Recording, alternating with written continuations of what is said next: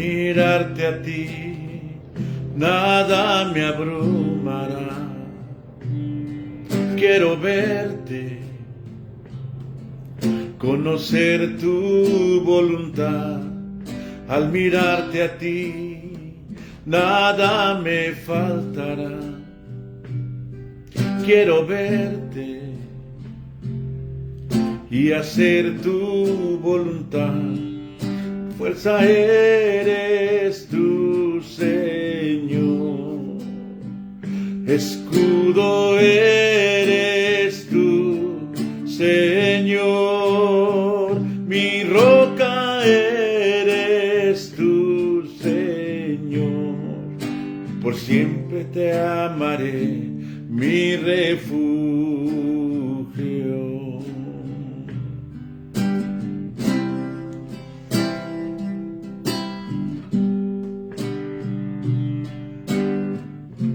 La clave está en mirarlo. Al mirarte a ti, nada me abrumará. Quiero verte, conocer tu voluntad. Al mirarte a ti, nada me faltará. Quiero verte y hacer tu voluntad. Mi fuerza eres tú, Señor. Escudo eres tú, Señor. Mi roca eres tú, Señor. Por siempre te amaré, mi refugio. Aleluya, tú eres Rey. Aleluya, tú eres Rey. Y aleluya, tú eres Rey. Por siempre tú eres Rey. Aleluya.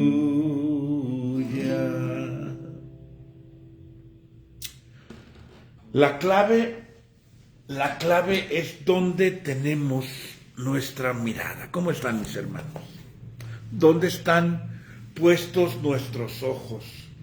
¿A quién estamos viendo? Dice la palabra en Hebreos, puestos los ojos en Jesús, el autor y consumador de la fe, la fuente de vida, de donde viene nuestra fuerza, de donde vienen los recursos que necesitamos para salir adelante, para sortear todos los obstáculos, para poder ir más allá y cumplir con el propósito de Dios. Aleluya. ¿Cómo están, mis hermanos? Bendiciones a todos. Veo a Carmen, veo a Patti, veo a Andrés. Bueno, la verdad Andrés ni lo veo, pero de seguro sé que está ahí.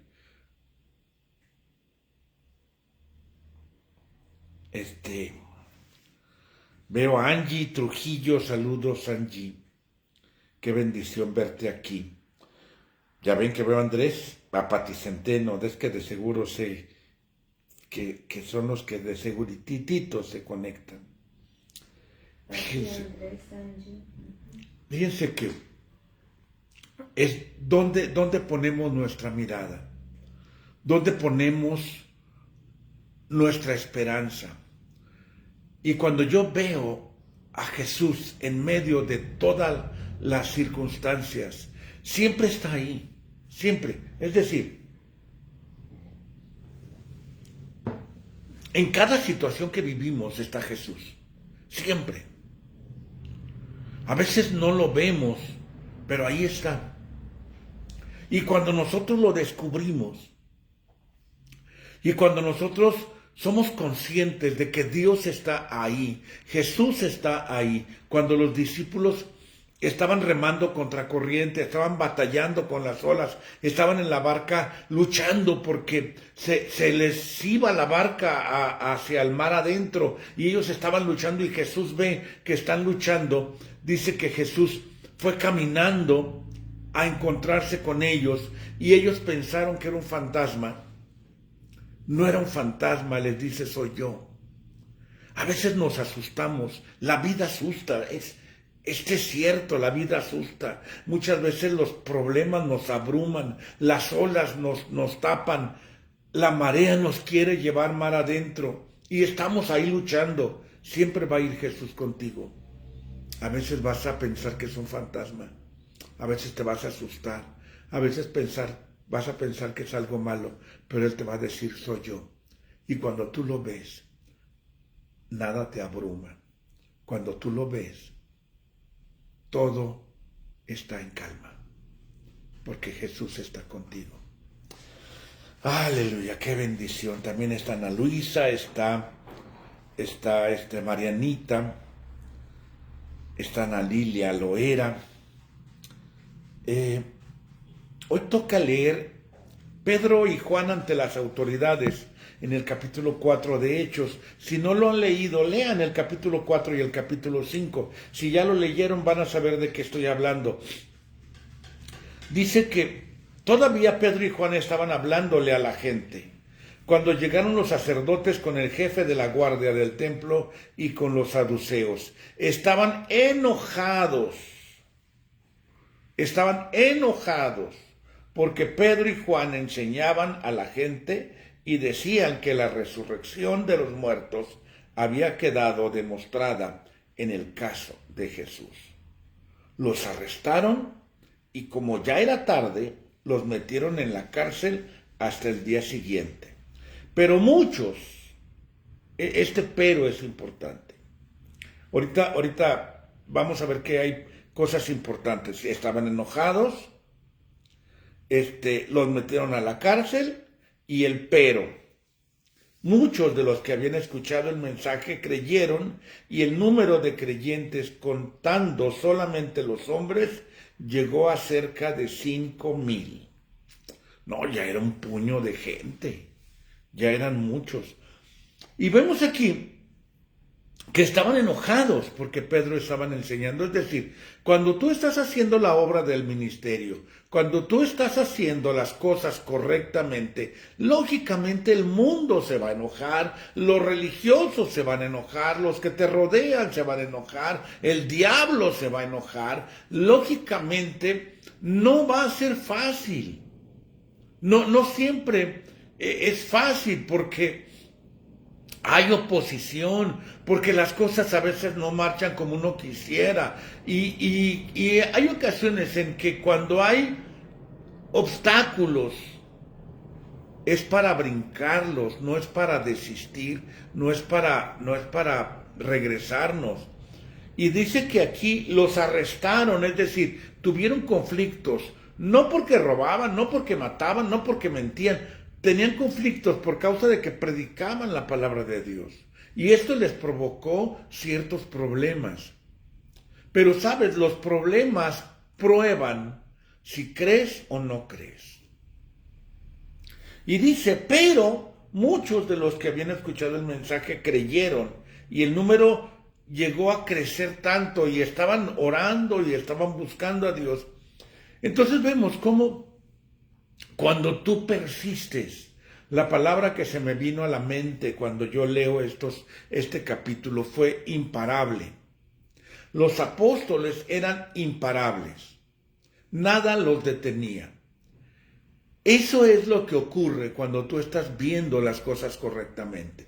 Cuando tú puedes ver a Dios en medio de la situación, cuando tú puedes ver a Jesús en medio de la adversidad, cuando puedes ver a Jesús en medio de todo lo que está pasando, tú sabes con quién estás, tú sabes qué estás haciendo, tú sabes que es lo correcto lo que estás haciendo y nada te va a detener de buscar, de predicar, de enseñar, de creer, de alabar, de confiar.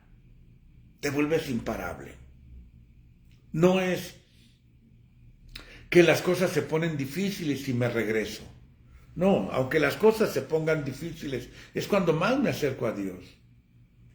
Y cuando puedo conocer lo que Dios tiene para mí. Cuando puedo conocer el plan de Dios. Cuando puedo conocer el proyecto de Dios. ¿Sabes? el apóstol Pedro, perdón, entendió y me hice un capuchino en mi taza navideña. El apóstol Pedro entendía cuál era el proyecto de Dios.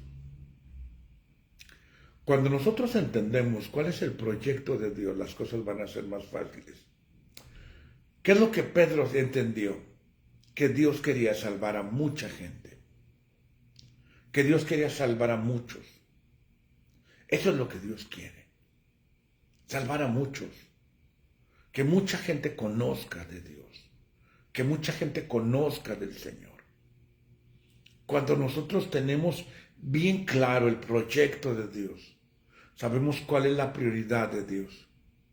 La prioridad de Dios no son las cosas materiales. Dios quiere proveernos lo necesario, sí. Dios quiere prosperarnos, sí, también yo lo creo. ¿Por qué? Porque un hijo de Dios es aplicado, es honesto, es responsable, llega temprano a su trabajo, cumple con sus responsabilidades, cumple con lo que se le asigna, porque un hijo de Dios es un buen empleado, es un buen proveedor, es una persona que hace su trabajo con excelencia. Y claro, a eso les va bien. Esto queda bien claro. Pero la prioridad que tenemos en nuestra vida es que mucha gente conozca de Dios. Que mucha gente conozca del Señor. Y muchas cosas de lo que ocurren es para que la gente vea el poder de Dios en nuestra vida y en la vida de ellos y en de los que nos rodean.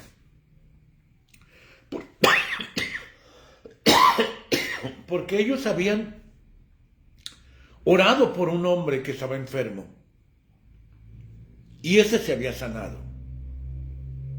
Es irrefutable cuando ves cómo Dios restaura, cómo Dios levanta, cómo Dios cambia. Y Dios puede cambiar una persona que está sumida en total depresión. Dios le cambia por completo el corazón. Y eso es irrefutable, mi hermano. Dios puede restaurar al que cayó en las drogas, al que está en depresión, al que está en angustia, al que está en soledad, el que está sumido en las deudas, el que está conflictuado. Dios puede restaurar y levantar a cualquier persona. Y eso, mi hermano, es irrefutable. Y le preguntan a Pedro, ¿con qué autoridad o en nombre de quién han hecho ustedes estas cosas? Y vemos que ya no es el mismo Pedro temeroso que se dejó intimidar por una criada, por una esclava. Ya no es el mismo Pedro que se dejó intimidar por aquellos hombres que le preguntaron, ¿también tú eres uno de ellos? Ya es un Pedro renovado, un Pedro transformado, imparable, un Pedro imparable. Esta palabra me encanta, por eso la canción de Dios imparable me encanta. Dios imparable. ¿Por qué? Porque así es Dios y así somos sus hijos. Cuando tú te conviertes de ese Pedro temeroso a ese Pedro lleno del poder de Dios, Pedro lleno del Espíritu Santo les contestó, jefes del pueblo y ancianos. Pedro lleno del Espíritu Santo. Así es como enfrentamos la vida. Así es como enfrentamos las situaciones difíciles. Así es como enfrentamos los problemas, los conflictos. Todo lo que se nos presenta día a día. La verdad es que vivimos en un mundo caótico, lleno de conflictos, lleno de problemas, rodeados de maldad, rodeados de religiosidad vacía y hueca, rodeados de gente mala. Vivimos en un mundo caído, muy difícil. ¿Que asusta la vida? Sí, se asusta. Pero ya no soy yo el Pedro temeroso, que se dejó intimidar, que se sentía derrotado, que se sentía que no podía más. Ahora soy un Pedro lleno del Espíritu Santo, que enfrento la vida con esa gallardía, con esa autoridad, con esa confianza de que yo sé con quién he creído, yo sé quién está conmigo, yo sé quién está en mí. Entonces me levanto en las mañanas y yo creo que voy a tener victoria. y voy a hacer lo que tenga que hacer. Y nada me va a detener. Y voy a seguir creyendo, y voy a seguir confiando, y voy a seguir alabando, y voy a seguir compartiendo el Evangelio a donde quiera que vaya. Y con quien me tope, y con quien hable conmigo. Les voy a hablar del amor de Dios, les voy a hablar del perdón de Dios, les voy a hablar de que Cristo vino a redimirnos, de que Cristo vino a salvarnos, que fue lo que hizo Pedro. Y les dice en el versículo 12, porque en ningún otro hay salvación, porque en todo el mundo Dios no nos ha dado otra persona por la cual podamos salvarnos. Cuando las autoridades vieron la valentía con que hablaba Pedro y Juan, se dieron cuenta que eran hombres sin estudios ni cultura, se quedaron sorprendidos y reconocieron que eran discípulos de Jesús. Ya ni siquiera había que ahondar mucho. Dijeron, no, estos cuates sí están gruesos. Eran discípulos de Jesús. Eres discípulo de Jesús, mi hermano. Tú eres un discípulo de Jesús. De ahí viene la fuerza. De ahí viene el denuedo, de ahí viene la autoridad. De ahí viene tu capacidad. El poder. De ahí viene, de que eres discípulo de Jesús. No seas ese Pedro temeroso. No seas ese Pedro derrotado. No seas ese Pedro que le tiene miedo a las circunstancias. Sea ese Pedro que está lleno del Espíritu Santo y que enfrenta la vida, las circunstancias y los conflictos con el poder. Y lo dice, además, versículo 14. Esto me gustó mucho. Además, el que había sido sanado estaba allí con ellos y por eso no podían decir nada en contra. Cuando la gente ve tu testimonio, ¿cómo eras y cómo eres ahora? Cuando la gente ve tu testimonio, cómo Dios está contigo y Él te ayuda a enfrentar todo lo que sucede y todo lo que pasa. La gente no va a poder tener otro remedio más que aceptar que eres un discípulo de Jesús. ¿Qué vamos a hacer con estos hombres? Dijeron. Todos los habitantes de Jerusalén saben que han hecho esta señal milagrosa y no lo podemos negar. Dice, pero a fin de que este asunto no siga corriendo de boca en boca, vamos a amenazarlos. Ese fue tu plan. Ese fue tu plan maestro. Para que de aquí en adelante no hablen en el nombre de Jesús. Y les ordenaron, los amenazaron. Pero ellos siguieron compartiendo y predicando el Evangelio. Ellos continuaron adelante. Dice en el capítulo 4, en el versículo 32, así fue la vida de los primeros cristianos. Así fue la vida de los primeros cristianos. Así fue la vida de los primeros cristianos. Todos los creyentes, que eran muchos, pensaban y sentían de la misma manera. Ninguno decía que sus cosas fueran solamente suyas, sino que eran de todos. Los apóstoles seguían dando un poderoso testimonio de la resurrección del Señor Jesús y Dios los bendecía mucho a todos. ¿Sabes? Este estilo de vida tan único se perdió con los años. La Iglesia de Jesucristo poco a poco comenzó a perder a través de las generaciones. Por eso qué importante es una generación transmite el mensaje a la siguiente generación. Los padres tenemos que transmitir el mensaje a nuestros hijos y los hijos a los hijos para que no se pierda ese estilo de vida y esa forma de pensar. Debemos de ir hacia arriba, no hacia abajo. Pero proféticamente, la iglesia va a estar mejor en estos últimos tiempos que en los tiempos primitivos. Dice, todos los creyentes, que eran muchos, pensaban y sentían de la misma manera. Ninguno decía que sus cosas fueran solamente suyas, sino que eran de todos. Los apóstoles seguían dando un poderoso testimonio de la resurrección del Señor Jesús y Dios los bendecía mucho. Dios los bendecía mucho. ¿Por qué? Porque estaban haciendo las cosas correctamente. Porque estaban trabajando arduamente en hacer cada uno lo que les tocaba. Porque estaban viviendo sin egoísmos, porque estaban viviendo compartiendo, porque estaban viviendo ayudándose. ¿Sabes? Cuando hay este estilo de vida como iglesia, donde todos estamos haciendo la parte que nos toca, Dios nos va a bendecir mucho. Esto te platicaba que con el tiempo se fue perdiendo, pero proféticamente estamos viviendo los tiempos donde Dios está restaurando este estilo de vida. Y tenemos que hacer cada uno lo que nos toca. Cada uno lo que es nuestra parte. Y yo lo he dicho en más de una ocasión y lo reitero, siempre lo repito. Yo quiero hacer mi parte, yo quiero dar testimonio.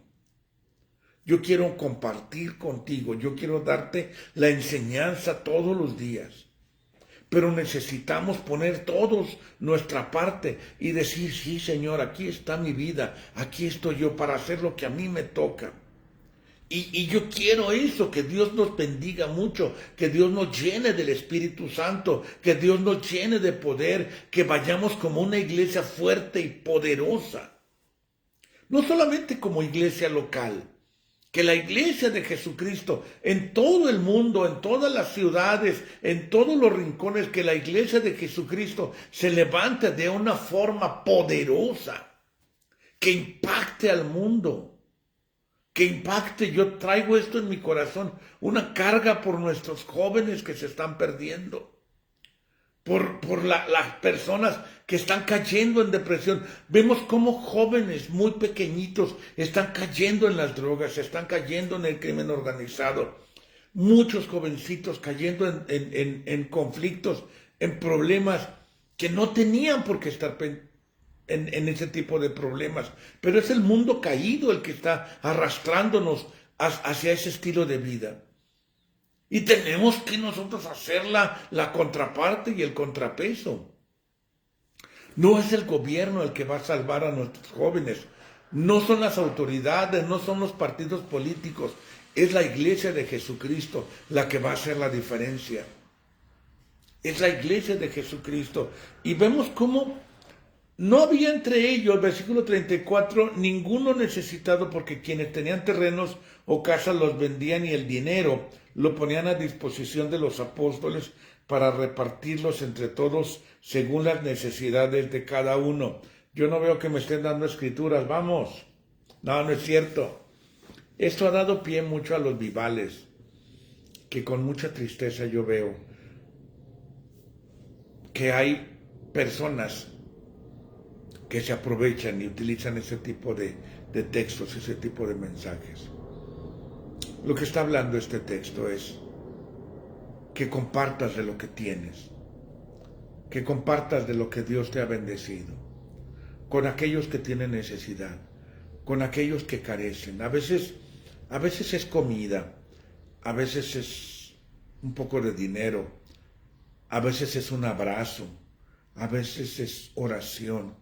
Empatía es la clave, empatía. Que tengamos empatía. Empatía porque hay personas que le están pasando muy mal.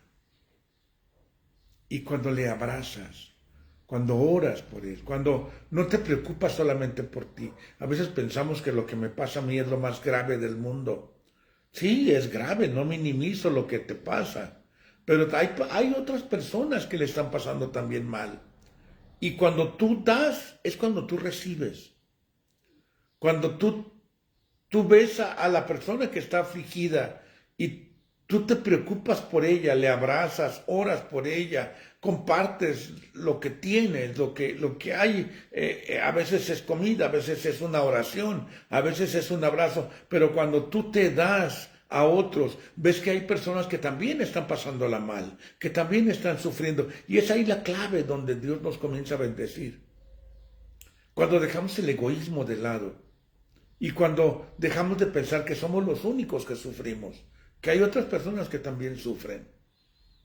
Y es cuando el mundo comienza a funcionar de una forma mejor, porque estamos trabajando todos por el bien común. Luego en el capítulo 5, no sé cómo Anda de tiempo 5 minutos. sí, es que me quedan 5 minutos y no sé cómo quisiera resumirte esto muy sencillo porque es el pecado de Ananías y Zafira. Hubo un hombre llamado Ananías que junto con Zafira, su esposa, vendió un terreno. Este hombre, de común acuerdo con su esposa, se quedó con una parte del dinero y puso la otra parte a disposición de los apóstoles. Pedro le dijo: Ananías, ¿por qué dejaste que Satanás te dominara y te hiciera mentir al Espíritu Santo, quedándote con parte del dinero que te pagaron por el terreno? ¿Acaso no era tuyo el terreno? Y puesto que lo vendiste, ¿no era tuyo el dinero? ¿Por qué se te ocurrió hacer esto? No nos has mentido a nosotros los hombres, sino a Dios. Al oír esto, Ananías cayó muerto, y todos los que lo supieron se llenaron de miedo. No era malo que diera parte del terreno solamente. Lo que era malo, y lo que fue malo, fue que trató de engañar y de mentir, y queriendo aparentar que daba. A veces esto se ha tomado, ay, mi hermano, yo como quisiera que no hubiera vivales en el Evangelio y en las iglesias. Hay vivales, hay que tener mucho cuidado de no dejarnos engañar por esta gente sin escrúpulos, que utilizan estos textos para que la gente dé mucho dinero y dé todo a veces. Lo malo es cuando cuando queremos aparentar que buscamos a Dios, que servimos a Dios, que damos, que nos entregamos y no lo hacemos de corazón. Ahí caemos en una especie de resbaladilla o de bucle hacia abajo espiritualmente, porque a Dios no lo podemos engañar. A Dios no lo podemos engañar. La generosidad es una señal de madurez, no de espiritualidad. Cuando nosotros, es como un niño. Un niño cuando es pequeño no le gusta compartir y no le gusta dar. Cuando crece y madura, aprende que es necesario y es bueno compartir y dar. Y tiene empatía con las necesidades de los demás. Y aquí vemos a Ananías y Zafira que únicamente querían aparentar, únicamente querían parecer que sí, pero realmente no lo estaban haciendo de corazón. Y a veces hay personas que mueren espiritualmente porque realmente no tienen un corazón entregado a Dios. Ananías aquí murió físicamente, pero hay personas que mueren espiritualmente porque viven una apariencia solamente y quieren aparentar para que los demás digan: ah, wow, mira, es espiritual, ah, wow, mira qué generosa, ah, qué bien. Hay que hacerlo, las cosas de adentro, lo que Dios puso en tu corazón. Si Dios pone en tu corazón algo, hazlo. Hazlo como Dios te lo puso en tu corazón. No, no te retengas, no regatees con Dios, no. Lo que Dios puso en tu corazón, hazlo. Si Dios puso en tu corazón ir a un lugar a compartir, si Dios puso en tu corazón darle algo a alguien, si Dios puso en tu corazón hacer algo, hazlo así como Dios te lo está poniendo en tu corazón. Y Dios va a bendecir esa acción tuya. Dice en el versículo 12, por medio de los apóstoles se hacían muchas señales y milagros entre la gente, y todos se reunían en el pórtico de Salomón. Ninguno de los otros se atrevía a juntarse con ellos, pero la gente los tenía en alta estima, y aumentó el número de personas, tanto hombres como mujeres, que creyeron en el Señor, y sacaban los enfermos a las calles, poniéndolos en camas y camillas, para que al pasar Pedro, por lo menos su sombra cayera sobre alguno de ellos. También de los pueblos vecinos a Jerusalén acudían mucha gente trayendo enfermos y personas atormentadas por espíritus impuros, y todos eran sanados. Estos son los tiempos que están volviendo. Vamos a ver milagros, yo lo creo, yo no tengo ninguna duda de que vamos a empezar a ver muchos milagros. Yo he visto milagros de parte de Dios, pero yo creo que vamos a ver más. Vamos a ver enfermos sanar, vamos a ver personas restauradas, personas que se levantan con el poder del Espíritu Santo. Y lo estamos empezando a ver, pero esto se va a incrementar muchísimo, porque dice la Escritura que la gloria postrera, es decir, la gloria última, va a ser mayor que la primera. Y eso se aplica siempre en todo, es un principio bíblico. Y vamos a ver cosas grandes y maravillosas que Dios está haciendo en estos últimos tiempos antes de que Cristo venga. Ay, mi hermano, se acaba tan rápido el tiempo. Creemos que nos vestimos de cristianos, pero y el espíritu sigue igual, sigue siendo en la misma carne, dice Jesse. Es cierto, Jesse. Es cierto. Mi hermanita Elizabeth dice, saludos desde la Ciudad de México. Anda ya en Chilangolandia, mi hermanita Elizabeth. Saludos a tu primo Aram. Saludos a mi primo Aram, a Elvirita, A Angélica Otero, a Nesquita. a Nesquita, saludos a Nesquita. Nos vemos mañana, mis hermanos, en punto de las 8 de la mañana. Mañana vamos a ver la persecución de los cristianos. Que Dios nos ayude si se llegara a suscitar alguna persecución. Vamos a hablar de la importancia de las persecuciones. A veces es bueno que nos den una correteadita. Nos vemos mañana. Bendiciones.